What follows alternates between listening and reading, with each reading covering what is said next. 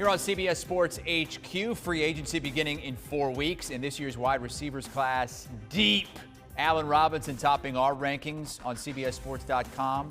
I think some probably going to make the argument that Chris Godwin should be number one, maybe. But like I said, it's deep. I mean, you got Kenny Golladay, Will Fuller, Juju, maybe. And of course, there's the tags and all that stuff. But it's a really good class, and you can really go 12 deep. And I think a lot of teams are going to be happy if they could pick up one of these guys. Now, as for the top wide receiver prospects in the draft, remember last year we had a really deep 2020 class. I don't know if it's as deep this year, but at the top, star power. Jamar Chase, who sat out last season for LSU, caught 20 touchdowns from Joe Burrow. DeVonta Smith, obviously the Heisman winner.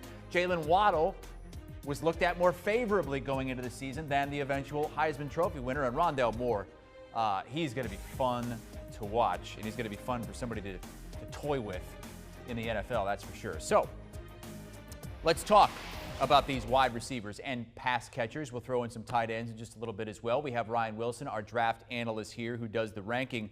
So you like Jamar Chase a little bit more than the Heisman Trophy winner. It's easy to forget about him, or at least it was, just because he wasn't on the field. But, man, he was so dominant in 2019, catching all those touchdowns from Joe Burrow and that undefeated team.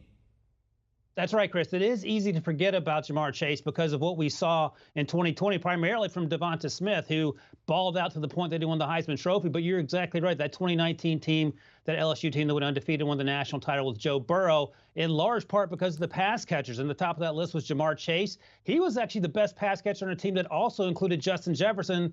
The same Justin Jefferson that was the first-round pick of the Vikings had 1,400 receiving yards. So that gives you some idea of the type of playmaker he is. He's not the fastest person on the field. He's not the tallest. He's only 6 feet tall. But he plays big and he plays fast, and he's incredibly strong at the catch point. You will rarely see a situation where he gets knocked off the ball. And there are issues sometimes with college players going to the pros. They struggle with the physicality of it. That will not be an issue for Jamar Chase. And I like him just a little bit better than DeVonta Smith because of what we saw in 2019, but also because he is NFL ready in terms of his weight and ability to get open. So tell me this about this year's wide receiver class compared to last year's. Is this year's maybe better at the top, but not as deep? How would you break it down when you compare the two?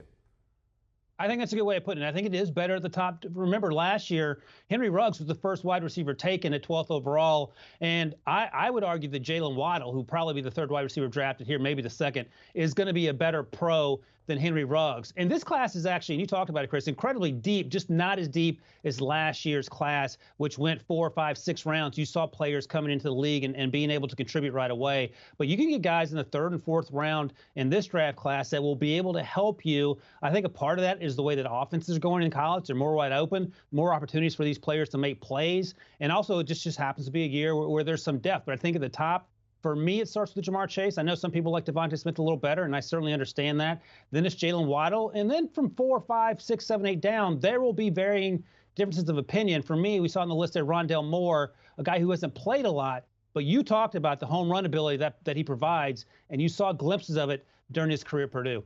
All right, so you had Chase going number 6 to the Eagles in your last mock, and I know we talked to you right after the Carson Wentz trade, and you said, look, they can keep it right there. If they're going to stick with Jalen Hurts, they need some more wide receivers, so might stick with that pick. But DeVonta Smith, the Heisman Trophy winner, number 11 to the Giants in your latest mock draft, he's your number 2 ranked wide receiver. I mean, what is not to like about DeVonta Smith's game when you watch him play? Yeah, he probably weighs closer to 170 pounds than 180 pounds, and he's going to use this time to try to gain some weight to make some NFL teams happy. But he's an absolute playmaker. He does not play like a small wide receiver. We saw him time and time again during the 2020 season go up for balls and make contested catches that you wouldn't expect someone at that size and weight to make. He was consistently open, and we complain about Mac Jones throwing to wide open guys. Well, that's DeVonta Smith getting wide open, and there was no answer for him. Yes, he's slight of frame, but he plays bigger than that. And then NFL teams that draft him will have to decide, are they concerned about the durability, there was none over the course of his college career because of his slight weight. Will that translate to the NFL? And if so, and if you're comfortable with that, you're taking him as a top 15 pick, top 10 pick. And I think he certainly helps Daniel Jones in New York and that Giants team that needs help at wide receiver. Yeah, I know Pete Prisco is one of the people that's a little worried about that frame and that weight, and that guys around the 170 mark just don't hang around in the NFL, or at least don't reach the star level of some of these other guys. Jaylen Waddle is interesting because going into the season, he was looked at as the top Bama wide receiver, but then he got hurt. We saw him, he came out and gutted it out in the national championship game, was still effective even though he wasn't 100%. He's the fastest wide receiver in this draft, but not quite as fast as Ruggs, at least straight line speed is what we've been told. Yeah, it's funny because when you guys were at the Super Bowl, I think Amanda Garris spoke with Jaylen Waddle, and he said, I tied him in one race, Henry Ruggs, back at Alabama, and I think I lost by half a step according to some teammates. So he's right there, but I think he's a better all-around player coming out of college to the NFL than Henry Ruggs was a year ago. He's more versatile. He runs more routes. He's more effective all around, and he also returns kicks. In fact, that's how he was injured in that Tennessee game. But he is a four-down player that immediately helps a team that he should end up on in the NFL. In fact, I had him going to the New England Patriots, a team that has struggled to draft wide receivers in recent years. And that's the type of guy that makes life easy for Cam Newton, were he there on the roster last year. It makes life easy for Tom Brady 2 seasons ago, that they just didn't have those type of playmakers. And he is immediate offense. And in fact, I suspect he will have a better season than Henry Ruggs did as a rookie. And the funny thing is, Chris, he is actually smaller than DeVonta Smith. He's only 5'10", 2.5, 3 inches shorter than DeVonta Smith, but no one seems concerned about his size just because he's a smaller package, despite the injuries we saw last season where he missed 8 games at Alabama. All right, so you had those 3 guys going into the top 15, Chase, Smith, and Waddle, but you had Rondale Moore, the wide receiver out of Purdue, going number 18 to the Dolphins in your latest mock. I'm really interested to see what teams in the NFL can draw up for this guy, because he's just so fun to watch getting screen passes in the open field, a lot like we saw from DeVonta Smith in that national championship game. So here's the issue with Rondale Moore, and you know this, Chris, and watch a lot of college football. He only played 7 games the last 2 years. But, man, those 7 games got your attention. And if you're willing to get over the fact that he hasn't played a ton of football, and in some sense that's a good thing, he doesn't have that much wear and tear on his body, he is going to be explosive. He's the type of guy, I think I had him going to the Dolphins in Miami. He's the type of guy that you give, it makes life easier for Tua. You throw a short screen, and he does the heavy lifting. He runs the 85 yards into the end zone. You can go back and watch his freshman year, 2018, against Ohio State. Ohio State had no answers for Rondale Moore as a rookie on a Purdue team that was outmanned, or should have been at least, by Ohio State. We saw glimpses of that this year in the few games he played against Minnesota. They could not stop him. So if he's on the field, he is a difference maker. I'm not going to say he's Tyreek Hill, but he's that type of playmaking athleticism that changes games on the course of 1 or 2 touches. And that's exactly what a team like Miami needs, or a team like the Packers would love to have to go along with Devontae Adams and Aaron Rodgers. All right, we're ranking the top wide receivers in this year's draft class. The 5th ranked wide receiver is Florida's Cadarius Toney.